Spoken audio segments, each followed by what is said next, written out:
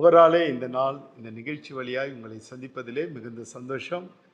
இந்த நாளுக்குரிய தேவனுடைய வார்த்தையை நாம் வாசிக்கலாம். எபேசியர் 1ஆம் அதிகாரம் அதிலே 6ஆம் வசனம். தம்முடைய தயவுள்ள சித்தத்தின்படியே நம்மை இயேசு கிறிஸ்து மூலமாய் தமக்கு சுவீகார புத்திரராகும்படி முன் குறித்திருக்கிறார். பாருங்க, தம்முடைய தயவுள்ள சித்தத்தின்படியே. தேவ பிள்ளைகளே, நான் உங்களையும் என்னையும் அவர் அவருடைய தயவின் சித்தத்தின்படியே நம்மை இயேசு கிறிஸ்துவின் மூலமாய் தமக்கு சுவீகார புத்திரராகும்படி முன் குறித்திருக்கிறார். வேதம் சொல்லுகிறது, ரோமர் 8ஆம் அதிகாரம் 29ஆம் வசனம், தேவன் எவர்களை முன் குறித்தாரோ அவர்களை தம்முடைய குமாரனுடைய சாயலாக ஒப்பாக மாறுவதற்காக முன்குறித்திருக்கிறார். உங்களையும் என்னையும் கர்த்தர் முன்குறித்திருக்கிறார். அவருடைய தீர்மானத்தின்படி நீங்களும் நானும் முன் குறிக்கப்பட்டிருக்கிறோம். அவர் என்னையும் உங்களையும் பர்ச்சேஸ் பண்ணிட்டார். பாருங்க, அவர் தெரிந்தெடுத்து கொண்டார். கிறிஸ்து இயேசுக்குள்ளே முன்குறித்தார். எதுக்காக அப்படின்னா, தம்முடைய குமாரனின் சாயலாக நீங்களும் நானும் அவருக்கு ஒப்பாக இருப்பதற்காக. எவ்வளவு பெரிய வார்த்தை பாருங்க.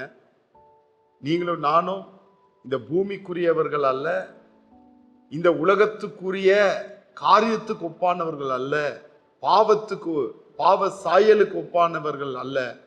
நீங்களும் நானும் குமாரனுடைய சாயலுக்கு ஒப்பாகும்படியாய் முன் குறிக்கப்பட்டிருக்கிறோம்.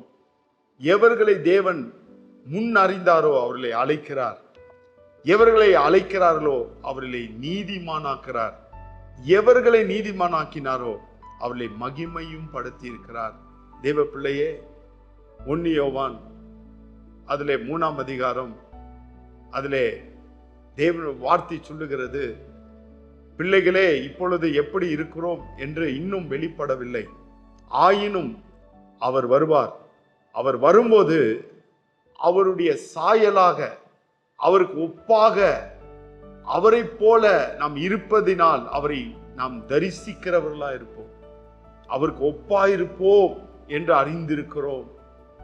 நீங்களும் நானும் கிறிஸ்துவின் சாயலாய், இயேசு கிறிஸ்துவின் சாயலாக முன் குறித்திருக்கிறார். அவருடைய சாயலாக இருக்கும்படியாய், அவருக்கு ஒப்பாக இருக்கும்படியாய் நம்மை முன் குறித்திருக்கிறார்.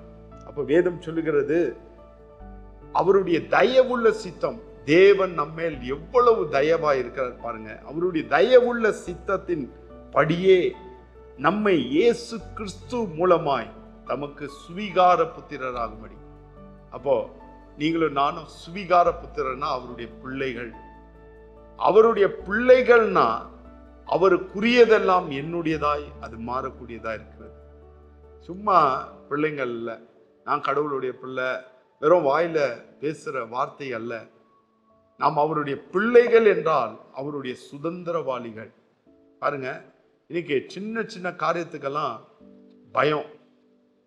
அவங்க என்ன பண்ணிட்டாங்க, ஐயோ அவங்க என்ன முறிச்சு பார்க்குறாங்க, என் வீட்டில் மந்திரம் பண்ணிட்டாங்களா, பில்லி சூனியம் வச்சிடுவாங்களா, ஐயோ என் வேலையில் எதனா பிரச்சனையாக வந்துடுமா, என் குடும்பத்தில் பிரச்சனை வந்துடுமா. இன்னைக்கு கிறிஸ்தவர்கள் எவ்வளவு கலக்கமாக இருக்கிறார்கள்.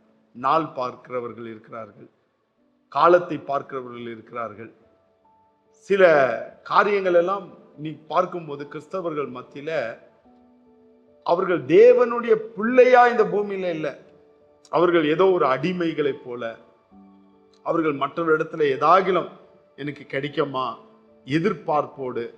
நீ கடவுள்கிட்ட வர்றது கூட, ஆண்டவரே எனக்கு ஏதாகிலும் எனக்கு பார்த்து கொடுத்துருங்க போதும், இந்த பூமிக்குரிய வாழ்க்கையில கொஞ்சம் பார்த்து கொடுங்க, எனக்கு எப்படின்னா இந்த பூமியில நான் வாழணும், எனக்கு இது வேணும் அது வேணும். இதுக்காக தான் கடவுள் நினைக்கிறாங்க. ஆனா தேவனுடைய தயவுள்ள சித்தம் என்ன தெரியுங்களா? நீங்களும் நானும் அவருக்குரியவர்கள், அவருடைய பிள்ளையின் ஸ்தானம். நீங்களும் நானும் அவருடைய பிள்ளையாகும்படியாய் அவர் கிறிஸ்து இயேசுவுக்குள்ளே என்னைய சுவீகார புத்திரராகும்படி என்னை முன் குறித்திருக்கிறார். அவர் முன் குறித்திருக்கிறார், தீர்மானித்திருக்கிறார். என் மேல அவர் ஒரு நோக்கத்தோடு இருக்கிறார். அப்படின்னா என்னை முன் குறித்தார். நீங்களும் நானும் பிள்ளைகள். யாரோ இல்லைங்க, நீங்க அந்நியர்கள் இல்லைங்க, இல்லை பரதேசிங்க இல்லைங்க, நீங்க யாரோ ஒரு வேற ஒருத்தர் பிள்ளைகள் அல்ல.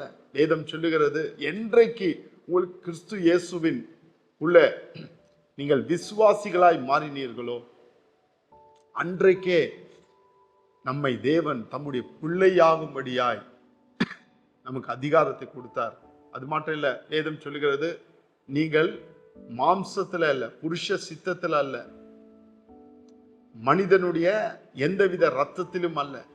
ஆண்டவர் சொல்றாரு, ஆண்டவர் அந்த டிஎன்ஏ கட் பண்ணி நீ கிறிஸ்துவின் மூலியமாய் அவர் தேவனுடைய அந்த டிஎன்ஏ எனக்கு கொடுக்கிறார். அவர்கள் புருஷனுடைய சித்தத்தினாலேயும் மனுஷனுடைய சித்தத்தினாலேயும் பிறவாமல் அவர்கள் தேவனால் பிறந்தவர்கள். பாருங்க, நீங்களும் நானும் தேவனால் பிறந்தவர்கள். கிறிஸ்து இயேசுவின் ரத்தத்தின் மூலியமாய், அவர் மூலியமாய் தேவனால் பிறக்கப்பட்டவர்களாக நாம் இருக்கிறோம்.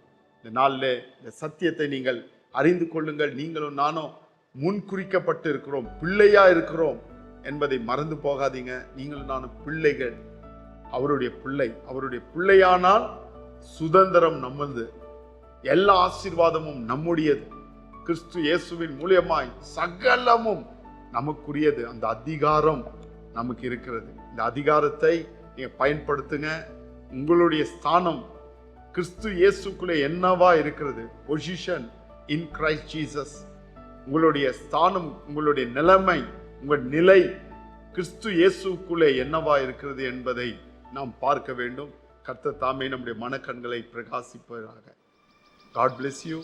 Amen.